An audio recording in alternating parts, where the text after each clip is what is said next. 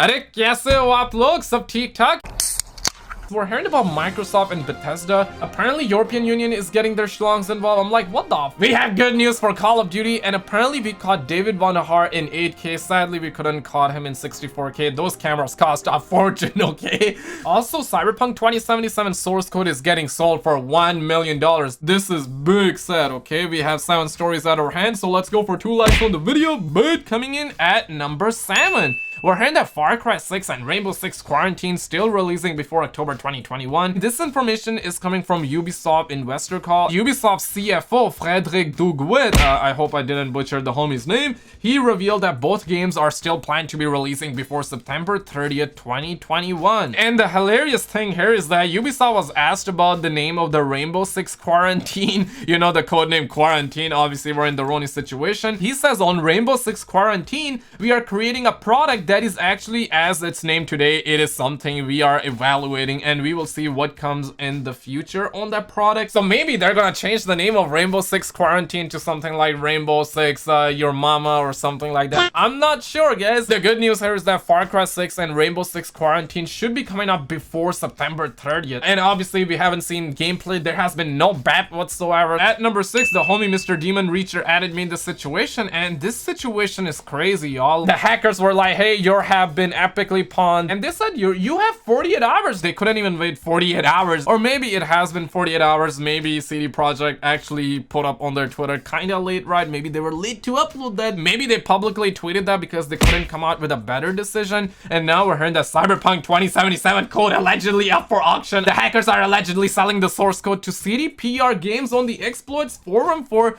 $1 million. Hey, time out here. Now, I don't think anybody's gonna buy Cyberpunk source code for $1 million. Like, what are you gonna do with it, right? But seriously though, I'm not really a scientist or anything. If you're a scientist, share your expertise below. But honestly, source code is literally everything. I remember when Microsoft Xbox Series X source code was leaked, somebody acquired it, and Microsoft, Nvidia, someone like that was able to get their source code back. And CDPR, they're getting gangbanged on a daily basis. They're selling it for $1 million. And imagine nobody buy it. Are they gonna leak it? And if they leak it, obviously there are 10 billion scientists around the world. And if the source code really gets dropped in the hands of quote-unquote scientists, my G, I don't think we're gonna have a next-gen version for Witcher 3. I don't think we're gonna have a next-gen version for Cyberpunk as well. This situation is massive. You may be saying they should have ran the antivirus program, and they should have. They really should have. But I guess now it's too late, okay? But coming in at number 5.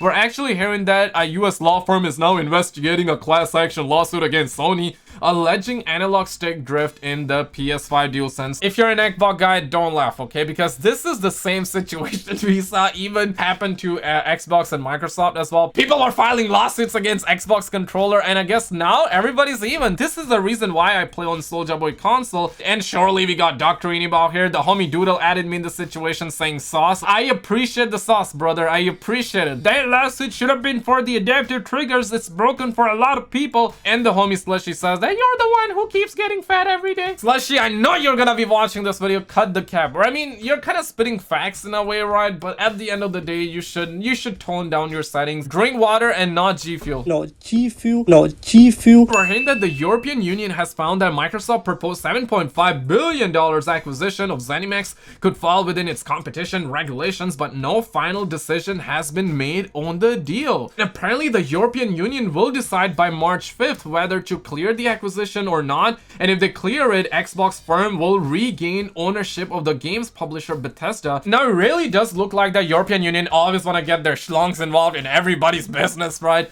And PSU actually says this because they actually summarize the whole thing. They say that in short, this means that Bethesda and ZeniMax will legally be classified under a new company known as Vault rather than being directly connected to Microsoft. This is similar to how Take-Two Interactive operates the publishing efforts of Private Division, which are a subsidiary of the publisher. Vault will still be fully controlled by Microsoft as it will be a wholly owned subsidiary and puts the future Bethesda releases on PS5, but they say that that is still largely up in the air. Like, duh. Microsoft could very easily just publish these Bethesda games on Xbox and PC platforms. Personally, I'm not sure what's happening. Like, the EU firm is getting their schlongs involved. They say that it could fall, it might get clear. If it gets clear, then Xbox will be in the green. If it falls, they're gonna be in the red, and if they're gonna be in the red, I'm not sure if they're gonna do the vault situation. If they do that vault thingy, well, they're gonna be fine, but if they don't do that, I mean, why complicate the matter? Their daddy Phil Spencer paid them $7.5 billion.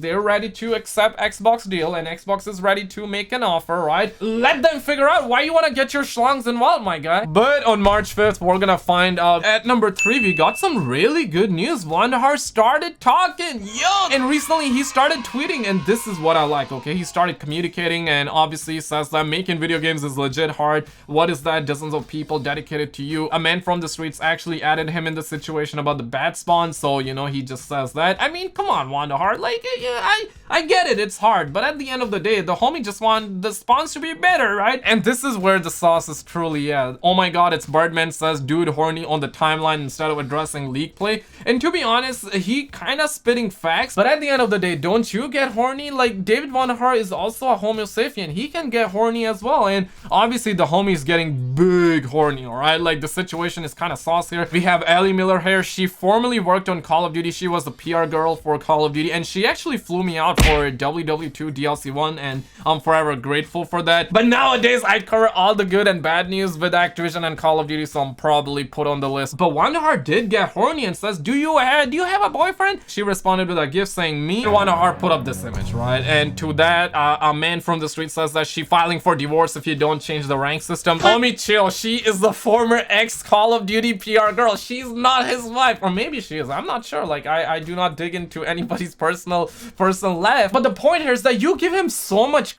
He's just trying to wind down. He's just trying to get some kisses out here. Let the man live, dog. The good news here is that Vonderhaar is looking into feedback, and he's looking to improve league play, because right now everyone is kind of going at league play saying that it's poo-poo, because originally Vonderhaar was the one to say that when it's gonna come out, it's gonna be good, and now everyone is saying it's poo-poo, so we'll see what happens. But at number 2, we actually have some good news. Sony may be working on a back button attachment for PS5 DualSense controller, and I really think they will, because they actually filed a patent and we can clearly see the back button on the Sony Pony PS5 controller, and I would love to see it, because I personally did buy the scuff controller for my PS4, and that was almost 300 Canadian dollars, and it broke after like a couple of months. So really, man, I'm just gonna wait for that back button. Maybe it's gonna be $20, $30, or $40. It's gonna be way better than the scuff. And at over number 1, we're also hearing that the Sonic the Hedgehog 2 movie has its first teaser, and they did drop this teaser video. And the situation here is that everyone is wondering if they're gonna have like the same old Sonic the Hedgehog design.